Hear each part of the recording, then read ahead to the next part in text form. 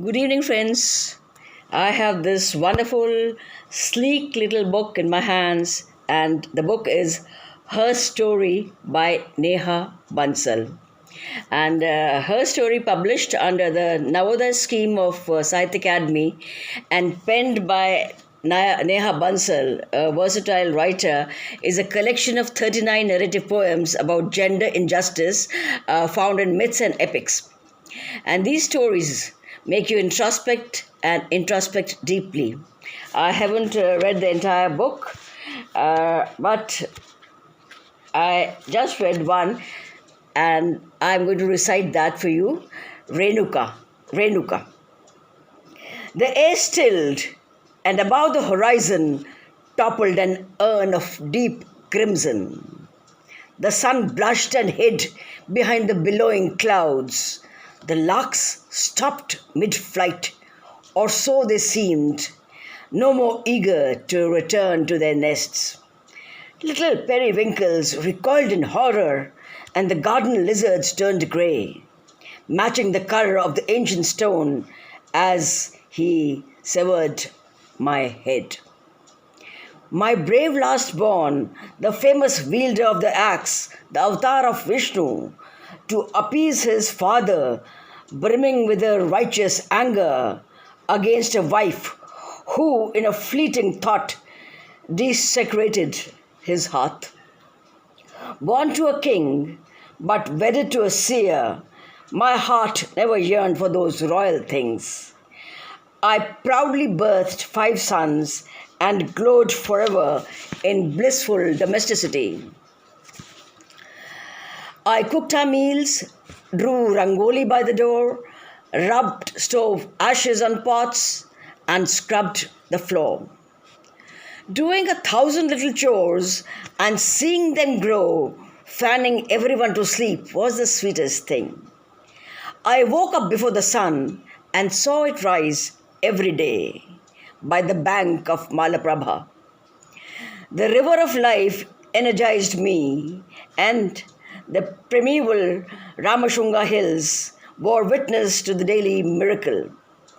When Renuka, the daughter of a king, and the chaste wife of Jamadagni pulled the feet like no other. Through the power of devotion to him alone and a burning, steadfast concentration, I could cajole the grains of sand into a remarkable unbaked vessel. In this worthy pot, I carried the water for the man worthier than any other. Those hard days of labor have always been the dearest, as I absorbed the warmth of the tapa he radiated. The lambent glow of love for him warmed me to the core, and I happily went about my days till fireflies came home. But one fateful day it was when my pride was pulverized and a glimpse of the Gandharva pair pushed my chaste thoughts aside. The abandon of sheer love-making unhinged the bolt of my upright mind. It took me a few seconds to recover, and I banished away the filth, and as I chastised myself, my eyes welled up with guilt. A good woman doesn't ever desire. No, I've grossly erred. And no matter how I tried, my hands couldn't conjure an urn. The river failed to help me, and the sun seemed to mock as I desperately clutched the grains and repeatedly cursed myself. He ordered his 5 sons to drag the harlot by her mane. Kill her, decapitate her, she deserves to die. No good woman does ever dare to think what she thought by the riverside. Women are but passive vessels to hold the brave seeds. She will corrupt your wives' minds, and soon they will talk about their needs. The sons hung their heads in shame. Oh yes, the father was so right. But matricide is surely excessive. They trembled at the father's side. One by one they dared to speak, only to be petrified. as the wrath of my husband burgeoned at this disobedient slight.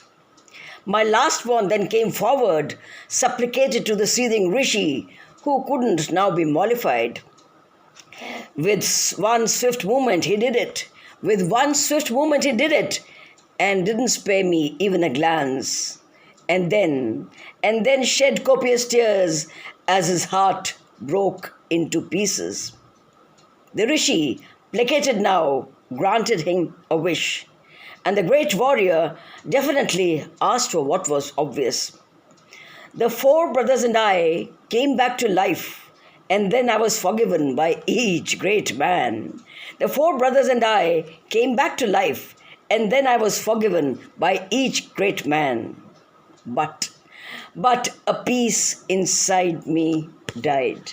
So this is just one of the poems from this excellent book, Herstory, and it has 39 narrative poems. They talk of gender injustice found in myths and epics, and at least they made me seethe in rage and wring my hands at the injustice of it all. So I'm still reading it, and a full review follows soon. Thank you so much.